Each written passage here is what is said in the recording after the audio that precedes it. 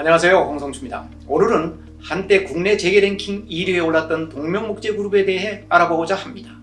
지금도 동명목재 그룹이 파산 원인에 대해서는 이유가 분분하게 갈리고 있습니다. 분명한 것은 동명목재 그룹은 1980년 신군부에 의해 하루아침에 사라지고 만 비운이 재벌 그룹은 맞다는 사실입니다. 국내 소득세 납부 1위를 기록할 정도로 국내 최대의 부호였으며 세계 1위 합판 공장을 운영했던 강석진 창업회장의 사업 성공 스토리와 하루아침에 나락에 떨어지고 만 이유에 대해서도 살펴보고자 합니다. 동명목재의 시작은 1925년 현재의 부산광역시 동구 좌천동의 20살 청년인 강석진 씨가 동명제재소를 설립하면서 시작됩니다. 1905년생인 강석진 창업회장은 경상북도 청도에서 겨우 초등학교를 졸업하고 무작정 부산으로 들어와 정착하게 됩니다. 첫 시작은 일본인이 운영하는 제재소에서의 목수일이었습니다. 작업장 구석에서 생활하며 일을 배운 그는 5년 만에 부산 대표 목공수로 이름을 날렸습니다. 당시 사회상이 그랬듯 강 회장 역시 억척같이 일을 하고 돈을 모았습니다. 그때 돈 400원, 지금은 5천만 원에서 6천만 원 되지 않을까 싶습니다. 이 자금을 종잣돈으로 10평 남짓한 동명제재소를 세운 것입니다. 타고난 손재주를 가졌던 강 회장은 튼튼하고 품질 좋은 가구를 만들어 단숨에 일대에서 이름을 날립니다. 1945년 해방이 되자 기회가 찾아옵니다. 강석진 회장은 일본인들이 남긴 기계 설비를 인수하고 부산 범일동에 2천여 평의 부지에 그럴듯한 공장을 설립했습니다. 여기서도 강 회장의 가구는 인기가 있었습니다. 단순한 가구 공장에서 목재 생산으로 방향을 틀었습니다. 1949년 회사 이름도 동명목재 상사로 바꿔 달았습니다. 동명이라는 이름은 동이 트는 새벽처럼 번영하라는 뜻에서 따왔다고 합니다. 동명은 나중에 강 회장이 아호가 됩니다. 6.25 전쟁 이후 목재 수요가 폭발적으로 늘어나면서 강 회장에겐 또다시 기회가 찾아옵니다. 1960년 가을 주한미군에 납품한 동명목재의 합판이 질이 좋고 값이 싸다는 이유로 미국에서 수입하고 싶다는 연락이 온 것입니다. 이에 고무된 강석진 회장은 범일동 공장으로는 한계가 있다고 판단해 부산 용당동 일대 대규모 공장을 건립합니다. 바닷가를 메워 전용 부도까지 갖춘 세계 1위 합판 공장을 만들어 갔습니다. 1961년 5월 26만 3천 달러어치가 처음으로 미국으로 수출하는 쾌거를 이룩합니다. 당시 26만 달러는 엄청나게 큰 금액입니다. 1964년엔 4천만 달러어치 합판을 수출하는 놀라운 실적을 기록합니다. 당시 우리나라 수출이 고작해야 1차 산업과 가발령 등이었는데 미국에 합판이 수출된다고 소문나자 중동, 일본 등 세계 각지에서 주문이 몰려오기 시작했습니다. 동명목재는 공장 증설에 바빴고 해운, 중공업, 식품, 페인트, 금융업 등 다른 분야에도 손을 뻗치기 시작했습니다. 강 회장은 국내 소득세 납부 1위라는 영예도 얻게 됩니다. 가장 돈을 많이 버는 재벌 총수가 된 것입니다. 당시 2위는 월남전에서 떼돈을 번 조중훈 한진그룹 총수였습니다. 삼성의 이병철 회장이나 현대의 정주영 회장도 강 회장만큼 돈을 벌지는 못했습니다. 1970년대부터 79년까지 강석진 회장이 낸 세금이 222억 원에 이른다고 발표한 적이 있습니다. 이 중에서 소득세만 88억 원이었다고 합니다. 강 회장은 돈을 많이 벌어 세금을 많이 내면 그게 최고 아니냐는 그런 생각을 갖고 있었습니다. 그룹 순위는 삼성과 신진자동차 그룹 등과 겨룰 정도로 국내 최대의 재벌 반열에 올라섰습니다. 동명목재가 이렇게 급성장하게 된 배경은 강 회장의 안목과 운에서 비롯됐다는 것은 누구도 부인하지 않고 있습니다.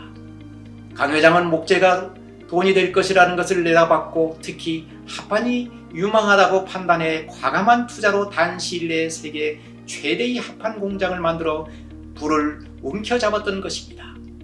해방과 6.25 전쟁은 또 다른 기회였습니다. 이렇게 잘나가던 동명목재 그룹에 먹구름이 몰려오기 시작한 것은 1970년대 말부터였습니다. 오일 쇼크가 세계 경제를 강타하면서 원자재, 특히 합판값이 폭등하기 시작한 것입니다. 국제 원목 가격이 3배 이상 폭등하면서 합판을 생산해서 팔면 팔수록 손해보는 구조가 되고 말았습니다. 1978년 설립한 동명중공업은 돈 먹는 하마꼴이 되었습니다. 동명목재가 잘 나갈 때는 문제없었지만 모기업이 채산성이 나쁜데 계열사에마저 돈을 투자해야 할 입장이라 그룹으로서는 난감할 수밖에 없었습니다. 1979년 한 해만 동명목재의 적자는 125억 원을 기록했습니다. 엎친 데 덮친 격으로 국내 정세는 한치 앞을 볼 수 없을 만큼 어둡기만 했습니다. 이른바 12.6 사태로 박정희 대통령이 시해되고 전두환 신군부가 들어서는 어수선한 상황이 연출된 것입니다. 재규화 정부는 물가 상승을 잡는다는 미명하에 독과점에 대한 가격 규제 정책과 여신한도 규제책을 실시했습니다. 동명으로선 치명타가 아닐 수 없었습니다. 당시 동명목재는 부채가 600억 원에 이르렀습니다. 동명목재는 비상대책회의를 갖고 주거래은행인 제일은행과 정부 측 관계자를 만나 회생 건의서를 제출하는 등 도움을 요청했으나 거절당하고 말았습니다. 강 회장은 급기야 개인 재산과 회사를 국가에 헌납하겠다고까지 밝혔지만 정부로부터 좋은 반응을 끌어내지 못했습니다. 결국 1980년 5월 7일 동명목재는 휴업 결정을 내릴 수밖에 없었습니다. 15일간이 전면 휴업으로 이어지자 동명목재 노동자들은 휴업에 항의하며 투쟁에 나서기 시작합니다. 3천여 명의 노동자들은 정상 출근하며 휴업 철폐를 강력하게 요구했습니다. 5월 10일 근로자들에게 지급돼야 할 자신이 임금이 은행이 융자급으로 지급되지 못하자 격렬하게 항의가 이어졌고 경찰과 대치하는 사태까지 벌어졌습니다. 근로자들은 동명목재 정상화 추진위원회를 결성하고 강석진 회장 소유 재산을 처분하여 회사 운영 자금으로 사용하고 새 경영진에게 회사 경영을 맡기자는 재건 개혁을 마련했습니다. 그러나 이러한 요구와 투쟁도 5.17 계엄 확대 조치 등으로 모두 무산되고 얼마 없어 동명목재의 어음이 부도나면서 동명이 신화는 막을 내리고 맙니다.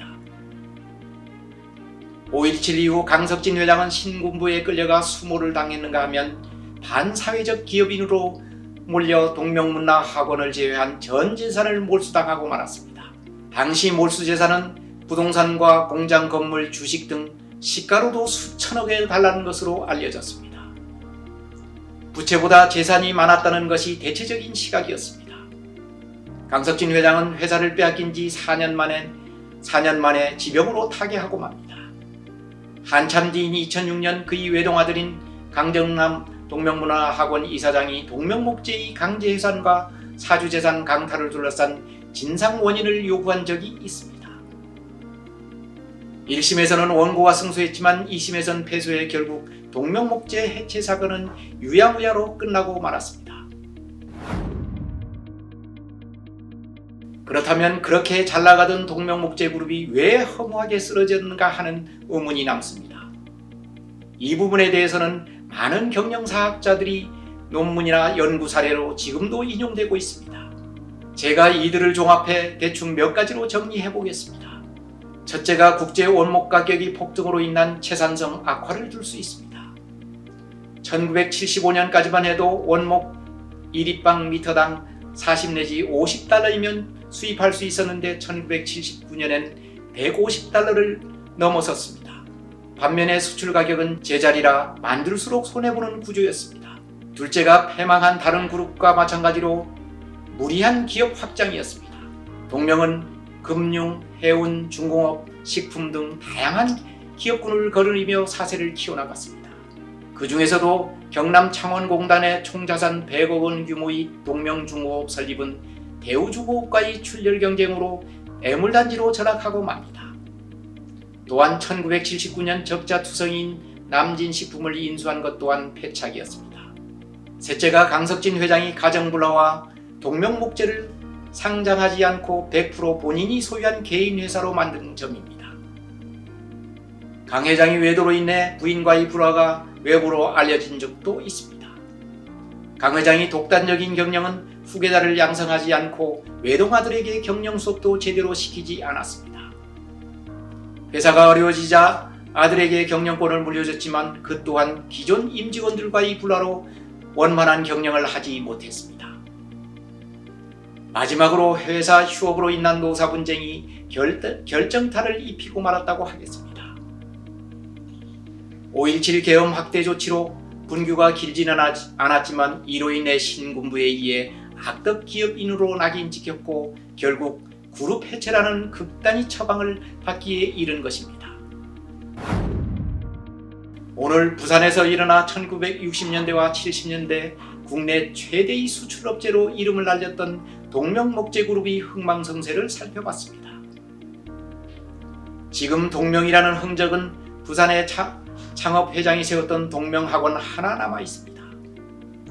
10여 년 전까지 강석진 회장이 외동아들인 강정남 씨가 이사장으로 있으면서 동명대학교를 운영했으나 지금은 다른 사람이 이사장으로 있습니다.